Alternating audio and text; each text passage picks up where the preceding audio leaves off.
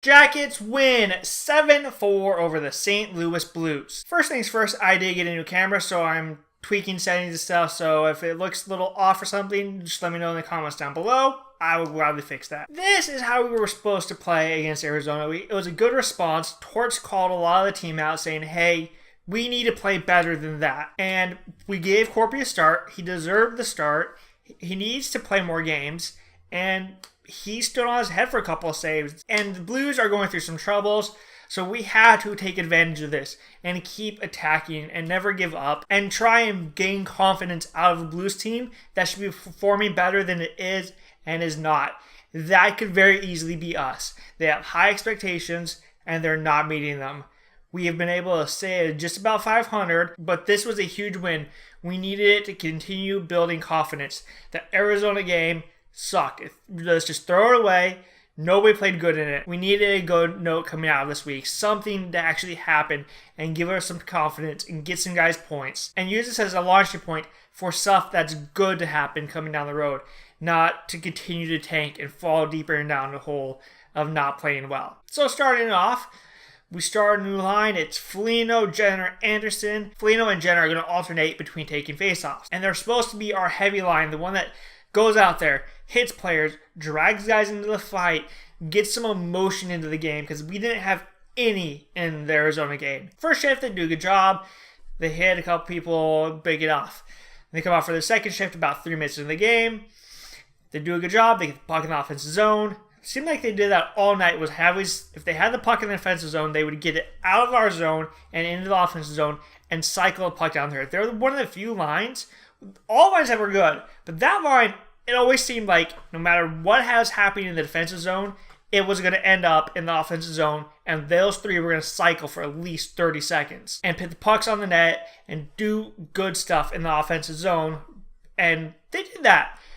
But about 3 minutes in, put a puck on the net, Allen makes the save, Josh Anderson crashes the net like he's supposed to, and Parenko's right there. Parenko slashes him, he slashes Parenko back, and now there's a little scrum. People are shoving each other back and forth, and the refs break it up, and Parenko and Anderson go to the box. Okay, Parenko, 2 minutes for roughing. Anderson, 2 minutes for roughing, and 2 minutes for slashing. Wait, why? And Parenko slash Anderson, and Anderson slash Parenko. Either give them both 2 minutes for slashing, or neither of them 2 minutes for slashing. It happens all the time in front of the net. Guys slash each other, little whacks. And it wasn't like, I'm going to kill you. It was a little, hey, stop that. There is no big deal with the slashing. I don't know why Anderson gets the slashing penalty, but he does. So now we're down a guy. About a minute into the power play for the Blues, they're in our zone. Tarasenko comes down, shoots the puck. Corbin makes the save, gives up a rebound, goes right to Ryan O'Reilly. Corbin slides over to make the save. Ryan O'Reilly shoots it wide. Feels like he's playing for the Blue Jackets. Bounces off the backboards and goes right to Tarasenko on the other side of the net. Corpy slides over to make the save. As Tarasenko throws out front, it hits Corpy in the back of the leg, bounces in. Blues lead 1-0. You can't really fault Corpy on this goal. He hasn't played in 2 weeks, and it's not even 5 minutes into the game. He slid out of position, and he tried to get back. It's kind of his fault because he was out of position, but if we were playing him more regularly, he might not have been out of position. Also, if the ref was an idiot and gave Anderson a slashing penalty, it should have been 4-on-4. Then it would have been no big deal. We could have all moved on. But those two things didn't happen, and the Blues have a 1-0 lead. So now the Blues have a power play goal, and they use that, and they start to attack a little bit more, and we kind of back off. We're starting to fade away, and it's starting to look a lot like the Arizona game. A little over halfway through the period, Blues are in our zone. There's a battle in the corner. Borkstrand gets the puck, starts to skate out of the zone. Rather than bounce it off the boards and get out of the zone, he tries to toe drag around Tarasenko. It doesn't work out. The puck goes to Shen. Nudi's in the slot trying to block the pass over. Shen makes the pass. It goes right through Nudi. I don't know how it got through Nudi. Nudi was doing a good job blocking the lane, but somehow Shen got it through right to Shorts. Shorts puts it on the net, and it's a 2-0 hockey game. That was just a one-timer, and it was a beautiful pass to our player. Borkstrand should know better than try and make that move. He should have banked off the boards. Kind of Borkstrand's fault, but young players are going to make mistakes. It's how do you learn from them. Also, that was a great pass by Shen. I don't know how he made that, but it just went right through Nudi. Coming near the end of the period, we started to skate out of our zone.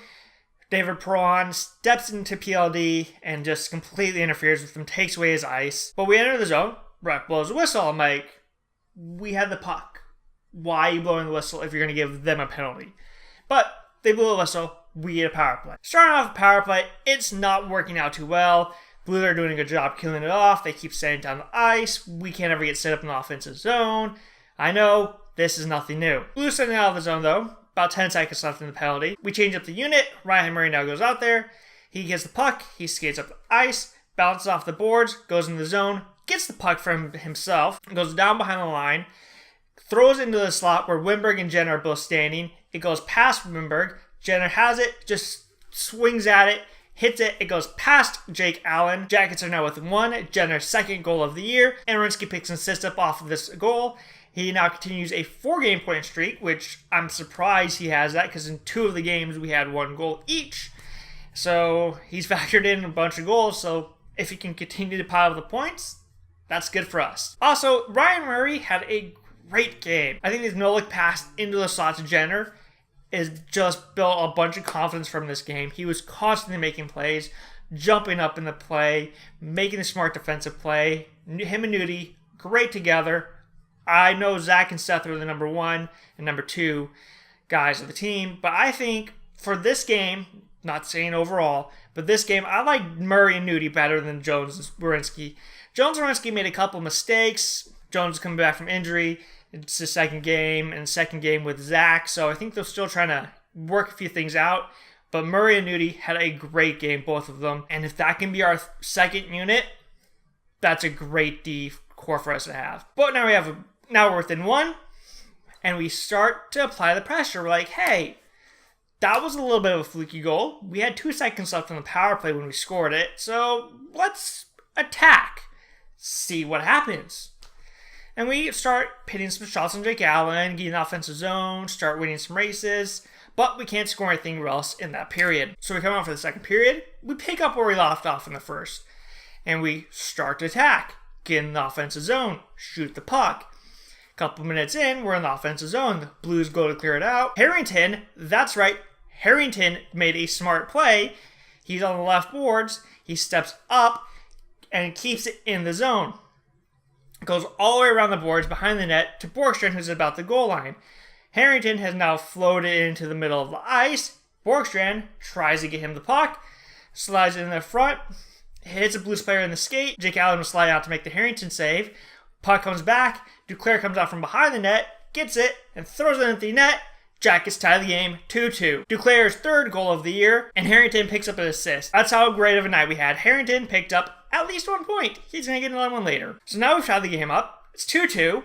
Keep attacking. Keep doing the same thing. Blues are in our zone. We break up the play. Anderson takes off. The puck is out. Anderson skates into it. He picks it up, enters the zone. It gets to about the hash marks, stops, and the Blues player that was on his back keeps going. He spins around, sees Foligno coming into the zone. He hits him. Foligno goes below the goal line. Jenner's the second wave. Foligno turns up, hits Jenner on the tape. Jenner skates in front of the net, throws at the net. Jackets lead 3-1, Jenner's 3rd goal of the year, and that was a beautiful tic-tac-toe play, and that's the way we want to play, where if our defense gets the puck, go.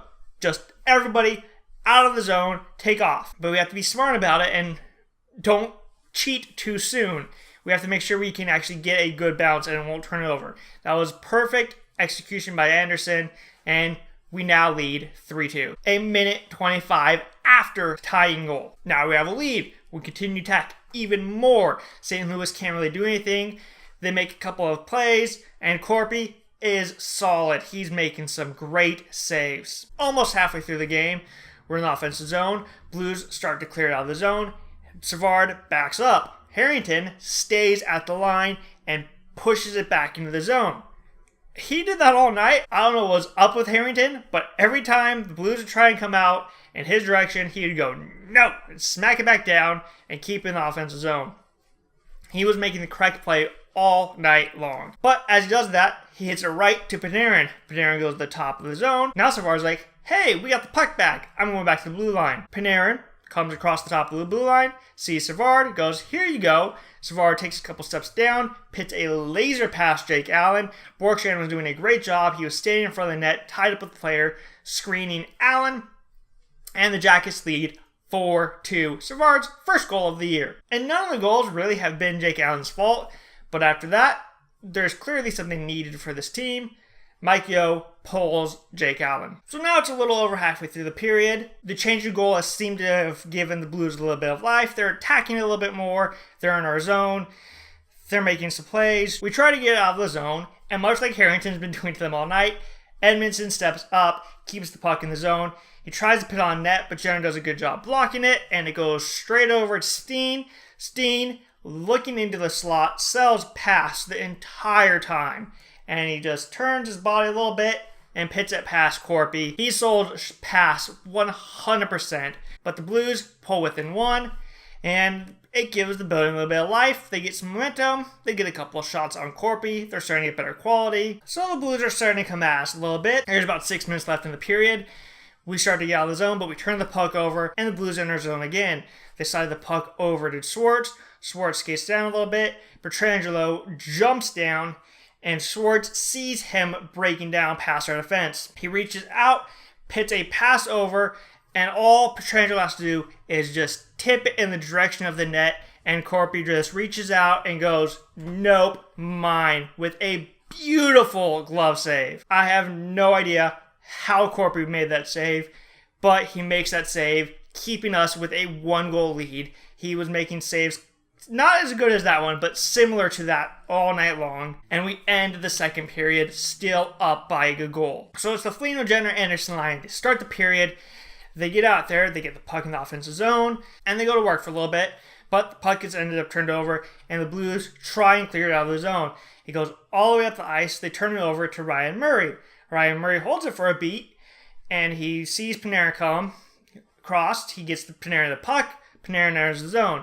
As Panarin's starting to head up ice, Anderson had just got out of the zone. He was doing a good job forechecking, keeping the Blues down low while Foligno and Jenner went for the change. So he's coming out of the zone.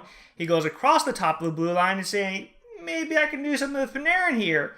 He curls up and goes in the offensive zone. Patrick Maroon should have been covering them, but he kind of lost his man because the defense went for a change. A little bit of confusion. Anderson turned on the Jets, breaks in the zone. Panarin pits a beautiful pass over. Anderson catches it. He goes forehand, backhand, pits it past Chad Johnson. 38 seconds into the game. Anderson's 5th goal of the year, and that is the team-leading 5th goal of the year. And the Jackets now lead 5-3. A few minutes later, we get a power play. We're in the offensive zone for the faceoff. Jenner wins it. He wins it over to Wimberg. Wimberg gets up to the point to Zach Werenski. Zach Werenski walks across the top. Werenski gets it to Duclair. Duclair takes a step down. Pits on net. It beats Chad Johnson. Jackets leads 6-3, 6 seconds into our power play, and now we have 2 power play goals on the night. I don't know what it is about this game, but the power play went 2 for 4, seemed to be working. If we can continue that type of effort more often, our power play will be just fine. About 6 minutes into the third period, though, we're in our zone. We break it up. Panarin has the puck as he skates out of the zone. He gets the offensive zone. Jones has joined the rush with him and Atkinson. Panarin sees this, pits it over to Jones. Jones has a mini little breakaway. There's no defenders in front of him. Jones pits a puck on the net. It beats Chad Johnson. Seth Jones' first goal of the year. And the Jackets now lead 7-3. And that makes 10 goals in this game. But after that goal, we start to back off a little bit. We start to fall back into the Arizona game. The way we just kind of backed off. The way we kind of started this game where we just backed off, let St. Louis do their stuff. They get in the offensive zone. About 12 minutes in the period, Blues are in our zone. There's a battle in the corner. They get the puck out of the corner, though, and Blues keep it in our zone. They make a play over. They get to Dunn. Dunn puts the shot on net. As Bozak goes in front of the net, Corpy slides over it because he had to give him a rebound. Sanford's there. He skates over a little bit, pits a backhand on net, and now we're going to lead by 3. It's 7-4. And you could tell the Blues were like, yeah, this game's over. The way they celebrated, it was like, okay, Blue, we scored. But with that goal, it gave the Blues a little bit of life. They pushed a little bit more, and we realized, oh, we can't give up yet. We kind of turned it on a little bit, kept it even, and that's how we would end the game, 7-4. So everybody played great tonight. There was a couple of mistakes, but players learned from their mistakes. like Borgstrand. He tried to do that toe drag. He assisted on the Duclair goal. It was a great pass by him. He stood in front of the net for the Savard goal. He was constantly in the offensive zone, attacking people, being a thorn in their side, stealing the puck away from them. So we keep learning from our mistakes. That's good for us. Corpy also deserves more games. He played great, made some amazing saves, and the more starts he gets, I think the better off he will be. He'll make more saves, make less mistakes regularly. Because I remember when we first got Corpy up here, when Bob went down a few years ago, it was supposed to be McElhinn's job. Corpy played a game and kind of just took it away from there. He got a bunch of games, and he was only giving up about 2 or 3 goals a game. Past couple wins, giving up 4. So if we can bring that down a little bit, he gets plays more often. He gets to feel more confident. He can make less mistakes, and I think he can get down to 1 or 2 goals a game that he could give up, maybe even throw up a shutout. But you never know. So until next time, when we play the Buffalo Sabres, click like and subscribe, all that fun stuff, and I'll see you later. Whew, that was a lot of goals.